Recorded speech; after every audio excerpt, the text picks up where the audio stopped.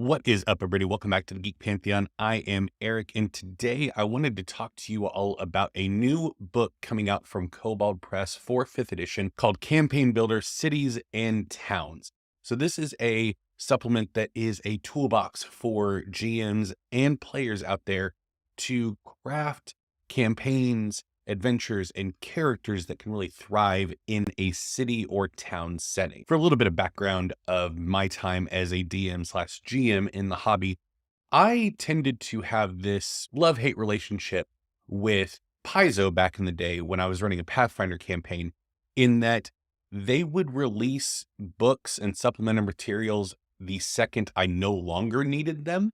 Like they released their Ultimate Campaign book literally days after my massive 3+ year campaign ended. And there were tools in there for literally all of the different things that my players wanted to do. And it seems like Kobold Press is ready to take up that mantle because for those of you who don't know, I have an actual play podcast, Ever Unrenewed. That's this t-shirt, geekpantheon.com merch, but it's set in a city, a thriving city. And this book would have been super helpful in the early stages of planning that campaign. But having read the book, it's very good. I do want to say thank you to Kobold Press for sending me an early copy of this, so I got a chance to look at it. The book is available for pre-order right now, link down below. If you think the book sounds intriguing, go check it out. So this book is a total of 257 pages divided up into 5 chapters, and I'm going to give a view of the various chapters and what's included in them and express my highlights. So the first chapter is titled City Planning, and this is conceptualizing your city. If you're wanting to build a brand new city for your campaign, this is where you start, and has some phenomenal questions of types of government, location, the role of magic in this city. Does it pervade every aspect of life, or is it a fairly rare occurrence? Things like that. But one thing that I really like is when answering the question of the prevalence of magic in your city, it divides the chapter up in that section of the chapter into different sections based on the prevalence level of magic, and covers the same topics of construction, entertainment, food and nutrition.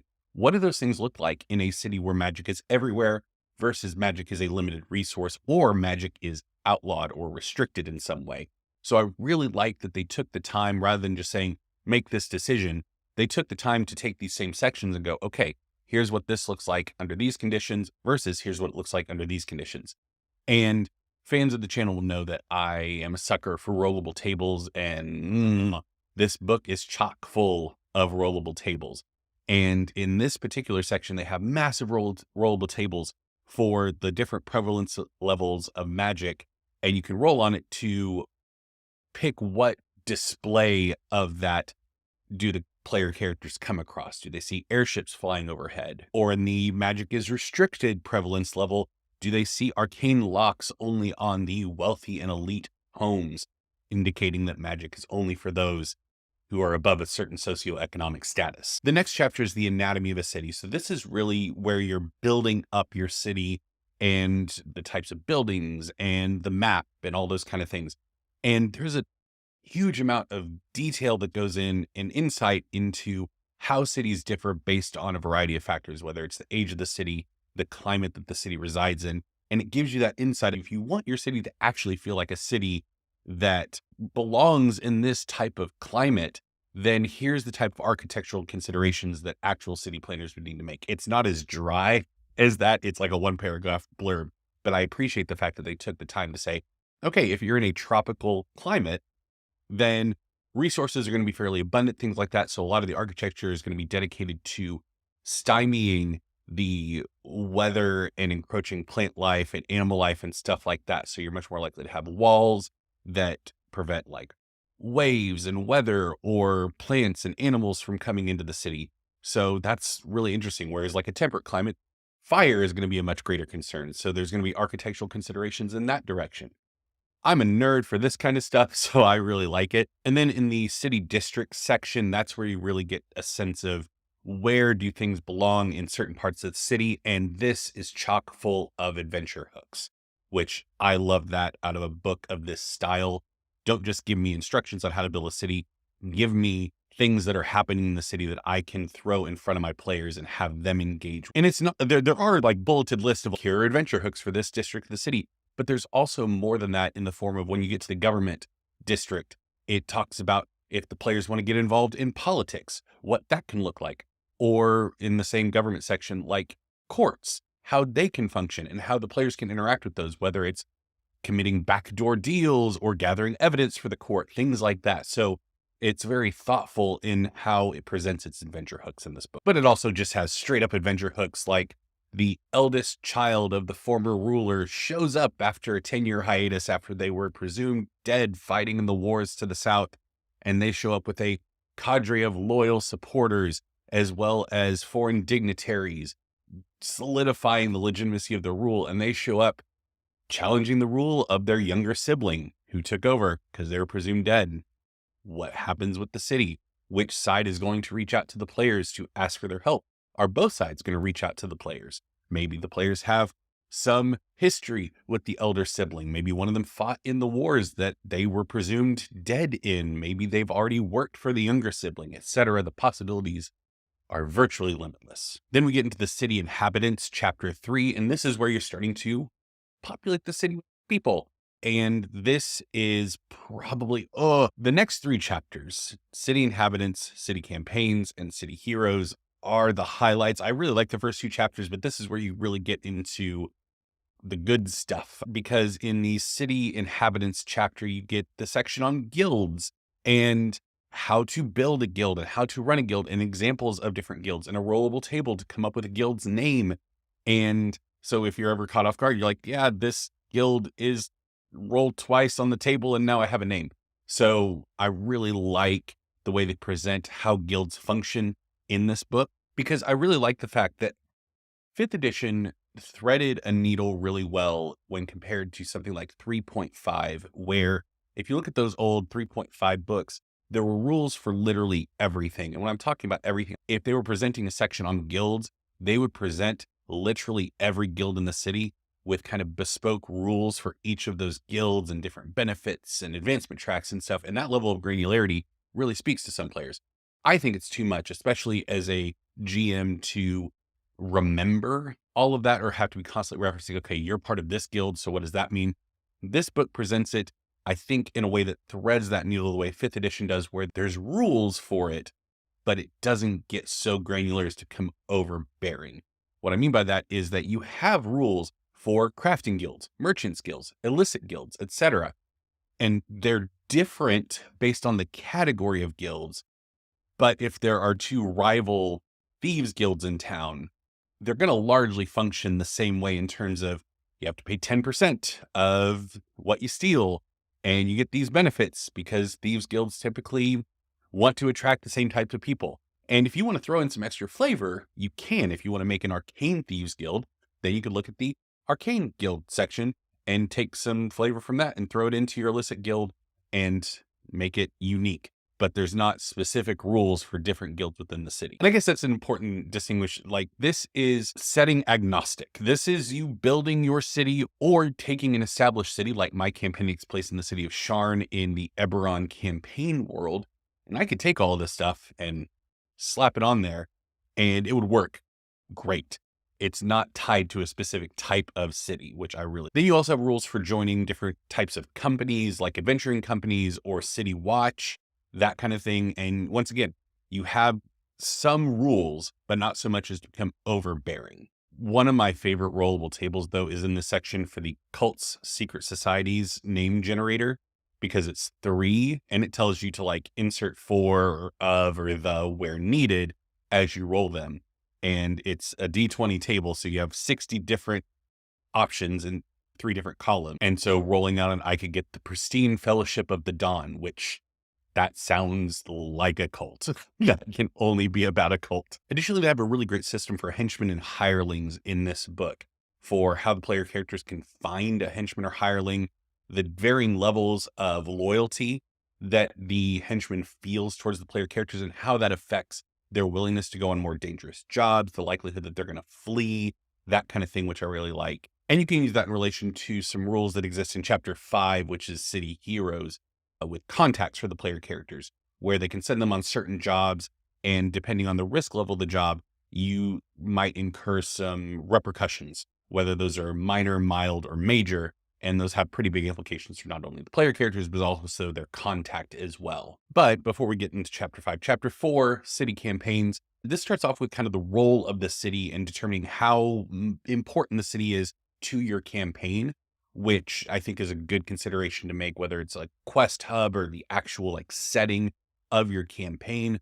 And then building off of that, some more, they're not really mechanical, but some rules to determine the effect of status in the city, whether or not they're infamous for being these criminals that are constantly ne'er-do-wells, or as they work their way up, they're heroes of the city and what that means and how people respond to them. And there are some mechanics built into there in terms of things that the player characters can do based on their status at varying levels, but it's very light. If you don't play 5th edition, this book can still do a lot of good for you. Also, I realize there's a section on urban encounters, and it's not necessarily just like your encounters that you can have in the city, but it starts off with, what are the implications of certain encounters in the city? What kind of laws do the city have against brawling? If the party gets into a tavern fight, what does that mean? What does that look like? How are the city guards going to respond to that? And those are really good things to think about, because oftentimes we just kind of default to the city guard, pull their swords and like launch in to try and subdue everyone. It's like, that seems like a pretty severe escalation for people just having a fist fight. So what kind of tools would the city guard have to deal with this kind of threat? Also, some phenomenal insight on how to stage your encounters, thinking about if the encounter is taking place in a building. Does it have a shared basement with an adjacent building? Or where are the windows? Is it built into a tower? Or is there an exposed roof? That kind of thing. And then later on in the chapter, there are some phenomenal adventure seeds for short adventures. They also talk about running a campaign in a city, which has some phenomenal insight on trying to do a sandbox campaign in a confined space like a city. So definitely worth a read. But the short adventure hooks are really fun as well. And then they also provide campaign layouts for, okay, if you're wanting to do the lows of high society is a title of one of them, where it's like the monstrous nature of those that are the rich and powerful. It breaks it down like levels 1 through 4, levels 5 through 8, 9 through 12. And here are the type of threats and adventures that you can get into. So it's like a mini campaign where you obviously have to take the pieces they give you and build off of them, but they still provide that for you. Here's what a campaign like that could look like. Okay, and then we get into the City Heroes chapter, and I am skimming over so much. This book is so dense and so well written, and I wish that I could cover everything, but this video is already going to be fairly long, so I don't want to get too far in the weeds. But I'm telling you, there's a lot of really great stuff that I'm not covering. I'm just covering my personal highlights and the things I really liked and that jumped off the page to me. Chapter 5. So you have rules for the player characters acquiring titles, and they actually include like a mechanical benefit. So if a player character becomes a bishop for some reason, they can use their ability when a law is being discussed to go in and force the law to be scrapped or modified in some capacity due to their authority as the bishop. And once they've done that, they can't do it again for 15 days. But if there's a law that's coming through that the player characters really don't want to happen, you can nip that in the bud. Then you have some really great new backgrounds like the public servant or the vigilante, talking about who you were in the city before you became an adventurer. Also, I skipped over the contacts section because I already discussed that. And then you have class options, and I'm going to go through each of the class options, not in detail, just telling you what each of them are, just in case you are a player considering picking up this book, you know what there is on offer. So you have the Bard College of Chicanery, which is you want to be a con man. This is a great subclass for you and very fun reading through the class abilities. I might do subclass deep dives on these. Is that something you all want? The subclass deep dives were popular videos. So if you would like to learn more about one of these, let me know down in the comments below. The Cleric Community Domain, which flavorful, makes sense for a city campaign. This idea of being driven by the community around you. Love it. The Druid Circle of the Sewer. This one is disgusting. You can drink sewer water and learn more about the city. It makes sense. It's so flavorful. And the drowned form that this druid gets is very evocative and gets pretty powerful at the later levels. The fighter martial archetype, the Rake, which is a charisma-based fighter archetype where you use your charisma for a variety of different things. And no notes. I really want to play this class because you get to add your charisma modifier in some really interesting ways and use your charisma and even like challenge for duels in the middle of combat and stuff. It's really fun. Monastic Tradition, Ways of Leaps and Bounds. If you want to be the parkour guy in the city, this is the way to do it. You can move throughout the city far and away, second to none, better than any other character in the game. The Paladin Oath of Revolution, which I really want to talk more about this one, but I'm not going to because there's another one that I want to talk about more that I'm going to dedicate time to in this video.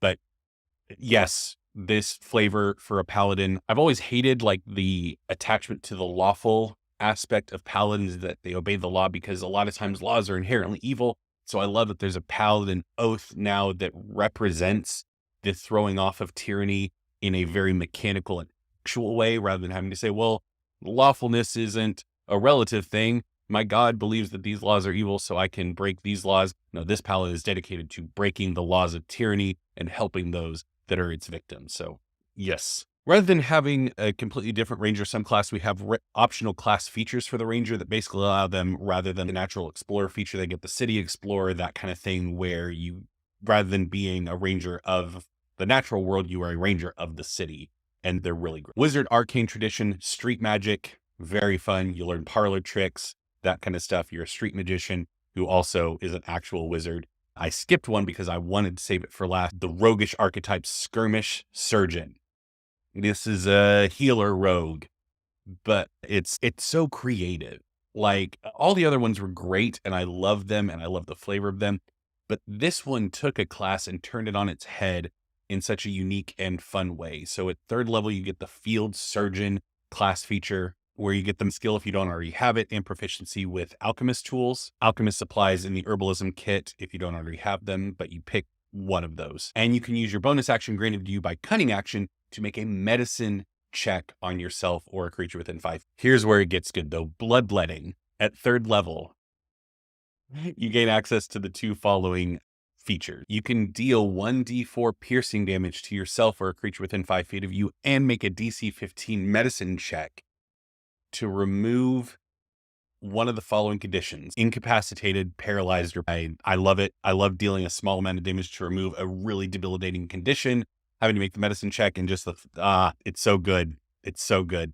I had this look on my face while I was reading it for the first time. And field patch, where you can make a tourniquet and do a quick medicine check in the field trying to help an ally, but your results vary based on the results of your wisdom medicine check. 0 through 5, target loses 1d4 hit points. You goofed it up. 6 through 15, the target gains 1 plus your wisdom modifier's temporary hit points. 16 through 20, 1d4 plus your wisdom modifier temporary hit points. And 21 and over, 1d4 plus your wisdom modifier hit points, where you actually heal them. And the punniest class feature in the entirety of this book, potentially the entirety of D&D 5th edition, goes to Pharmacy for the skirmish surgeon. Pharmacy.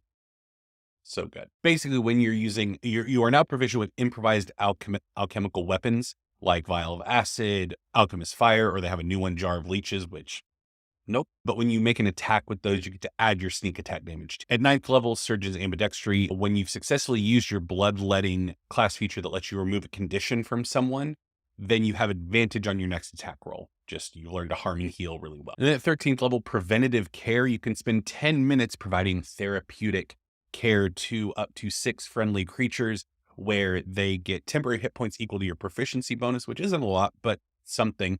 And they have advantage on all constitution checks and constitution saving throws, which for spellcasters is huge because that's advantage on concentration checks, which cool. I don't think that's the intention, but that definitely within the rules applies. But yeah, constitution saving throws to fight off poison, disease, stuff like that makes absolute sense. And lastly, lethal dosing. If you hit a creature with one of your improvised alchemical weapons for 1 minute, your sneak attack damage against them increases by 3d6.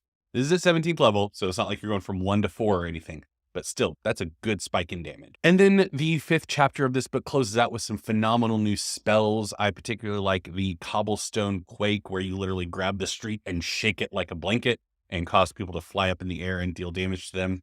Very fun. And then you have the appendix, which is naming tables upon naming tables for locations or people broken down by real world geographical cultures and things like that. So really cool, really helpful, as well as interesting NPC encounters that you can just roll on if the players are seeking out a contact that you didn't have planned. You can just roll this, and this is like the type of NPC that they encounter when they find the contact, so it can be something really memorable and unique. And then you have urban encounter rollable tables for actual encounters with monsters and stuff like that, broken down by 1 to 4th level, 5th to 9th to 12th, so that you can, in a pinch, be able to roll on this.